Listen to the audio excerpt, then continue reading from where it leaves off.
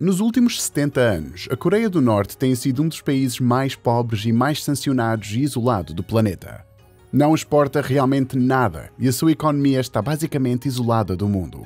Mas, apesar de décadas de sanções, o regime norte-coreano continua a ser o elite. Está a desfrutar de carros ocidentais de luxo, iates e gadgets no país. Até conseguiu comprar um incrível programa de armas nucleares incrivelmente caro.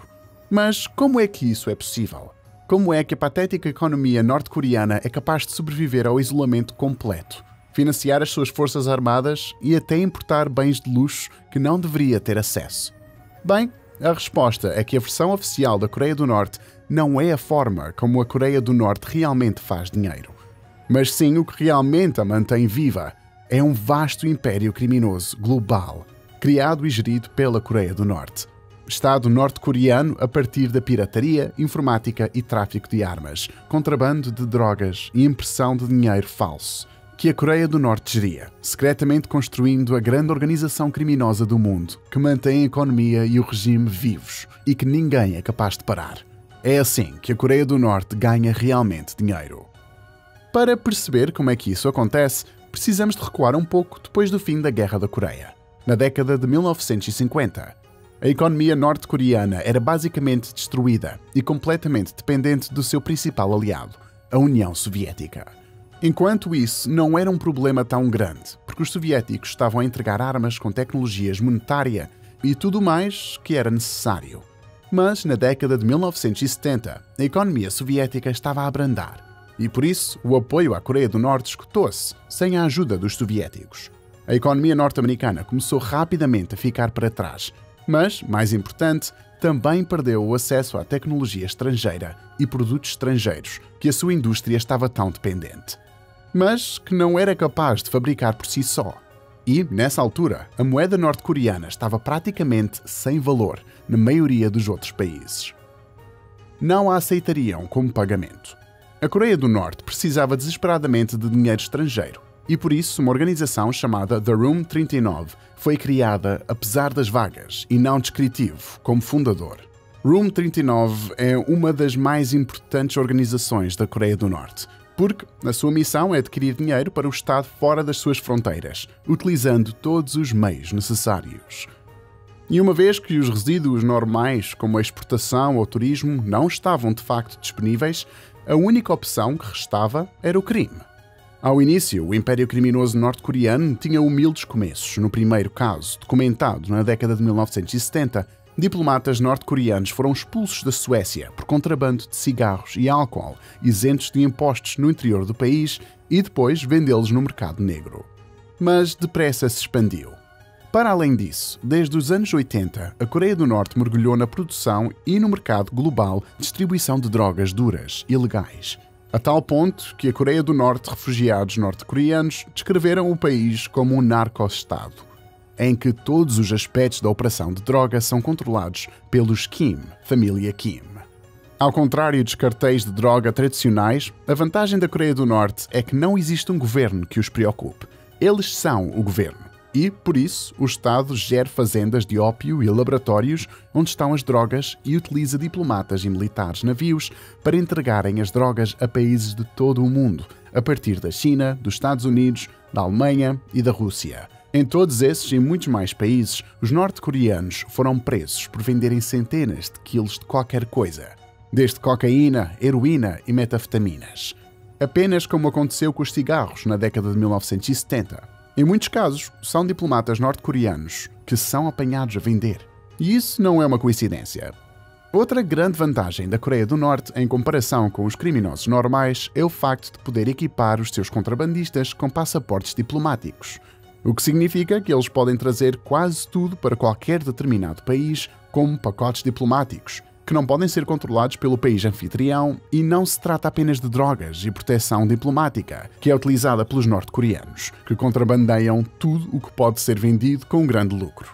Independentemente de quão ilegal possa ser, os norte-coreanos foram apanhados a contrabandear armas para zonas de conflito, bem como contrabando de bens sancionados, como os diamantes de sangue, presas de elefante e chifres do rinoceronte fora da África, para os revender noutro lugar.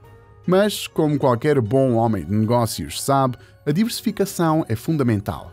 E, portanto, a Coreia do Norte aventurou-se ainda mais. Durante décadas tem estado profundamente envolvida na produção de moeda falsa, basicamente imprimindo dinheiro falso.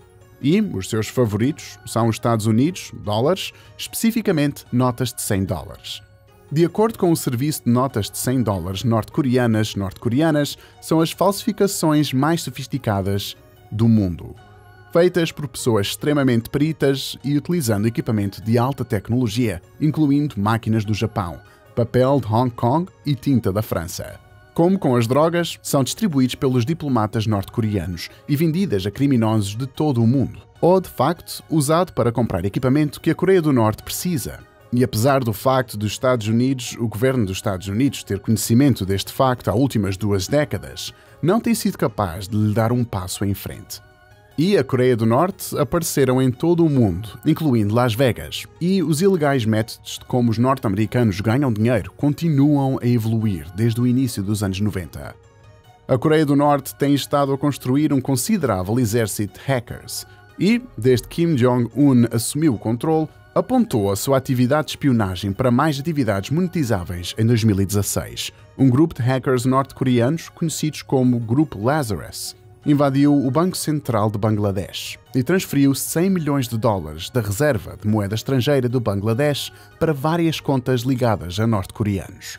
E desde então, o mesmo grupo tem estado atribuído a uma série de outros ataques em todo o mundo, bem como do ataque de ransomware WannaCry, ao roubo da Bitcoin de uma empresa de criptografia sul-coreana, invadindo e extorquindo empresas farmacêuticas que estavam a desenvolver vacinas contra a Covid durante a pandemia. Mas quão importantes são todas estas atividades ilegais para a economia norte-americana? Bem, ao que parece, extremamente, por razões óbvias. Existem muito poucos dados verificáveis, mas estimativas diferentes, como este relatório do Congresso, assumem que as atividades criminosas geridas pelo Estado pagam pelo menos 25% a 50% das atividades criminosas do Norte, todo o orçamento da Coreia do Norte.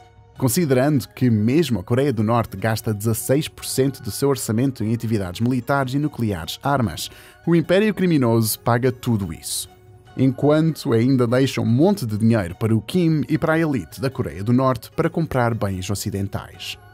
Agora, pode perguntar-se por que é que os produtos ilícitos da Coreia do Norte são permitidos quando violam claramente o direito internacional. Permitem à Coreia contornar as sanções e manter o regime vivo à custa de outros países. Mas a realidade é que há muito pouco que os outros países podem fazer. Ao contrário dos criminosos comuns, os norte-coreanos que se dedicam a esta atividade têm imunidade diplomática e, se forem expulsos, são simplesmente substituídos por outros diplomatas norte-coreanos, que continuam a fazer as mesmas coisas que os laboratórios e quintas de droga na Coreia do Norte, território norte-coreano.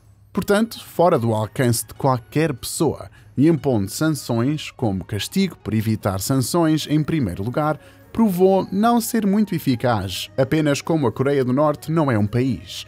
A sua economia não é uma economia normal. Ou as formas em que ela faz dinheiro transformou-a de apenas um Estado para uma economia mais transnacional, organização criminosa. E o louco é que, pelo menos no caso da Coreia do Norte, funciona, as suas atividades ilegais são a impedir que a economia entre em colapso. Permitem que a elite fique com todo o dinheiro, aparelhos ocidentais extravagantes que eles querem irritar países como os Estados Unidos, e não há nada que alguém possa realmente fazer para a Coreia do Norte. É uma situação em que todos ganham, e por isso não parece que eles estejam prestes a parar.